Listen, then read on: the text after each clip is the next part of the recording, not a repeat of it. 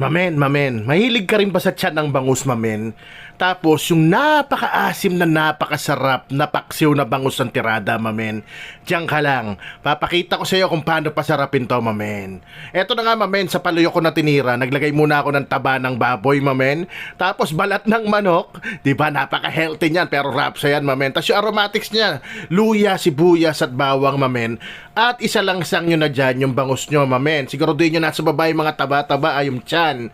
Yung mga buntot sa bandang taas na yon, mamen. Kung wala ka namang palayok, walang problema, mamen. Kahit sa kaldero mo lang, sa Wonder Caldero, no problem yan, same yan. At kung yung nasa aromatics na nasa baba, naglagay din ako sa ibabaw. At naglagay na ako ngayon ng pampalasa, paminta. Lagyan nyo rin ng onting asin kung wala kayong patis, mamen. Tas suka, syempre di mawawala. Yan, tas tubigan din natin para naman hindi siya masyado mataas ang acidity. At ito pa isa, mamen, pampasarap yan. Nor sinigang mix. So, pauga ka naman, mamen. Ayan, naglagay ako ng siling green. Ganyan kadali yan. Isa lang nyo na. Pagkulo, mamen, hinaan nyo, todo hina, at balikan nyo after isang oras, mamen. O kung nandiyan ka pa, baka pwedeng like and share ng video. O paano, mamen? Yan now, after 1 hour, rapsa, men.